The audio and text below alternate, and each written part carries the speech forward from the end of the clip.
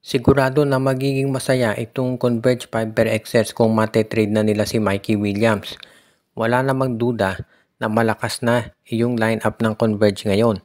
Pero syempre kung ikaw itong si Coach Delta Pineda at alam mo na meron kang isang trade asset katulad ni Mikey, gusto mo syempre magamit na yan. Dahil tandaan natin, pinabigay nila si Jordan Heading para makuha itong si Mikey Williams. Kaya since ayaw na maglaro sa kanila ni Mikey, pwede na nila at dapat na nilang i-trade yan sa lalo't madaling panahon. Ang nakikita natin na isang posibleng option dito na gawin itong Converge Fiber Xers ngayon ay i-trade na itong si Mikey Williams dito sa San Miguel kapalit ni Chris Miller. Sa tingin ko sa panahon ngayon parehas na ng trade value yan dahil itong si Mikey Williams 35 years old na or rather 34, si Chris Miller 32. Si Chris Miller halos walang playing time sa San Miguel at itong si Mikey Williams hindi naman naglalaro dito sa Converge Fiber Xers. Ang kinakailangan ng Converge ngayon ay isang bench player at ang San Miguel naman kinakailangan yung scoring capability ni Mikey Williams. Kaya mukhang itong klaseng trade na to ay magiging patas. Kaya naman sigurado na matutuwa na Converge kung ang Converge ay makakuha ng isang team na papayag pang mag-acquire kay Mikey, sigurado magiging masaya na yan. Dahil alam natin ang TNT dati hirap na i-trade dito si Mikey dahil walang gustong kumuha. Until pumayag nga itong Converge na ibigay si Jordan Heading.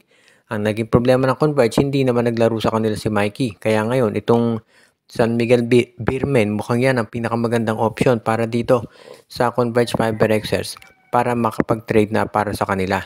Kaya isa yan dito sa mga options na pwedeng gawin itong Fiber Xers para mapatunayan talaga at maipakita na sila ay seryoso dito sa kanilang gagawin na mga pagbabago sa kanilang roster. Kaya abangan natin itong trade. Ito namang si Coach Yeng Giao ngayon ay siguro panahon na para panawagan na ipagbawal na yung mga sister team sa PBA. Sa totoo lang, yan kasi ang nagiging dahilan at yan ang pinagmumula naman itong mga farm team trades. Alam natin na itong SMC, ang goal talaga nila ay palakasin itong San Miguel, Ginebra at itong Magnolia. At ang MVP group, ganun din na ginagawa sa TNT, Meralco at NLEX. Siyempre dahil sa kagustuhan nilang palakasin yung tatlo nilang mga koponan, ay gumagawa sila ng mga trades sa mga farm teams nila katulad ng Terra Firma, Northport at Blackwater. Kaya nga ang nangyayari, sabi nila, mas maganda talaga na wala ng sister teams dito sa PBA para yung mga one-sided trades ay mapigilan na.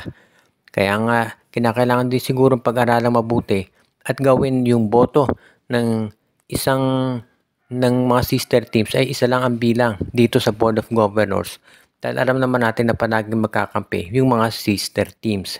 Dahil dito marami ang naniniwala talaga na magkakaroon ng major adjustments itong mga teams ngayon dito sa PBA, lalo na pagdating dito sa tinatawag na rules, lalo na kung tuluyan ni Coach Yeng Giao na manawagan na pagbawalan yung sister teams. Sa totoo lang, dati naman dito sa PBA hindi problema yung sister teams. Sister teams na matagal na itong San Miguel at Ginebra noong panahon ni Jaworski, pero never na nagkaroon ng problema. Hindi katulad ngayon na kapag naglalaban itong sister teams, palagi may mga sinasabi na merong sagip kapamilya o sagip kapatid. Kaya nga ito talaga yung masasabi natin na dapat gawin ni Coach Yeng na ipanawagan na itigil na o pagbawalan na yung sister teams. Pero siguradong hindi naman papayag dyan itong SMC dahil syempre hindi yan bibitawan ng San Miguel at pati na of course ang Barangay Ginebra. Kaya medyo mahirap talaga itong mangyari. Ano nga ba ang tsansa na itong Barangay Ginebra ay makuha itong si CJ Lane dito sa darating na draft o kaya isa pang big man? Sa ngayon kasi pagdating dito sa susunod na draft, maraming mga options dyan na pwedeng makuha Ginebra. Alam natin ang pinakamatunog na pangalan si Michael Phillips, pero hindi lang naman siya ang available dyan dahil kung sasali itong si CJ Lane, isa rin yung 6'10 player na pwedeng makuha ng Barangay Ginebra. Kaya nga nandyan din yung pangalan ni Sage Tolentino, yung 7'1 player na Phil-American. Kaya ibig sabihin nito itong Barangay Ginebra, merong mga pagpipilian talaga pagdating dito sa mga tinatawag na mga big men sa susunod na season. Ngayon, pagdating naman dito sa actual season ngayon, hindi yung next season, itong mga darating na conference, pwedeng kumuha Barangay Ginebra. Pwede nilang i-trade si Ben Adamos at isang second round pick kapalit nitong si Brandon Bates. Isa yan dito sa mga option ngayon kung bakit itong Barangay Ginebra ay pwedeng mag-explore ng mga trade options nila. Kapag tinrade na nila itong si Brandon Bates, itong si Ben Adamos para kay Brandon Bates, sigurado na magiging mas maganda na yung option para dito sa kanilang lineup. Kaya nga asahan natin na magiging mas okay ang Ginebra kapag si Bates ang nandiyan sa sentro kaysa kay Ben Adamos. Dahil itong si Ben Adamos naman ay more of a power forward ang laro niya na tumitira sa labas at hindi masyadong naaasahan yan pagdating sa depensa. Kaya nga maraming naniniwala talaga na mas maganda kung makuha ng Ginebra si Brandon Bates. Kahit na yan ay nandun sa ka-rival company nila na Meralco, magagawan pa rin yan ng paraan nitong Barangay Ginebra basta kinakailangan lamang nilang siguraduhin na okay yung i-offer nila. At sa totoo lang okay naman itong si Ben Adamos.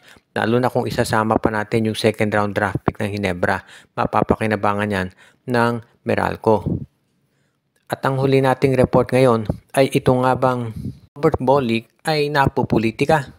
Marami nagtataka bakit itong si Bolick ay hindi nasasama o hindi man lang nako-consider para dito sa Gilas Pilipinas. Gayong wala namang question na isa siya sa pinakamahusay na point guard sa PBA. At nung si Bolick ay naglalaro sa international, maganda naman ang pinapakita nito.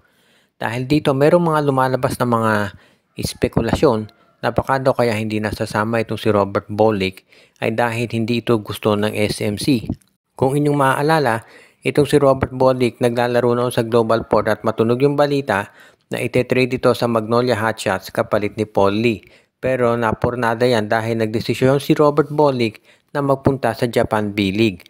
At nung bumalik na dito sa Pilipinas si Bolick, ang nangyari na-involve siya sa isang trade kung saan nadala siya sa NLEX Road Warriors. At eventually, alam natin yung nangyari, napunta naman dito sa San Miguel Beer si Don Trollano. Kaya nga parang ito ngayon, yung malaking pinag-aaralan talaga ng mga fans. Bakit nga ba itong si Robert Bolick ay hindi nasasama pagdating dito sa ganitong mga klaseng usapan? Alam naman nating lahat na si Robert Bolick ay kinoconsider ngayon na isa dito sa mga top players talaga sa PBA. Kaya maraming nagsasabi na very unusual talaga na hindi siya nasali dito. Kaya lang kung ano pa man ang sitwasyon, maraming nagsasabi na dapat kahit man lang dito sa Southeast Asian Games ay isama at itong si Robert Bolick para mabigyan ito ng tsansa. Kaya nga sinisigurado natin na itong si Robert Bolick talaga kinakailangan na ipakita na deserving din siya sa Gilas. Dahil maraming mga players sa Gilas na sabi nga nila ay dapat kasali pero hindi na ilagay. Katulad na lang nitong si Juan Gomez de Leaño. Kaya kung ano pa man ang dahilan at hindi nasama si Bolick, dapat siguro talaga na ito'y consider na miyembro na ng Gilas. Bago tayo magwakas ay batiin natin yung ating mga taga-subaybay katulad nila Katsakino Dukusin, Mon de Guzman, Joshua Giray, Espejo at Rosales family, si Malyari Mascarinas, si Jonel Alagon, binabati din natin si Anthony Alon, si Michael D, si Ireneo Salangsang, si Joseph Pineda, si Dexter Domer, si Enju, at yung iba pa nating mga regular na mga viewer.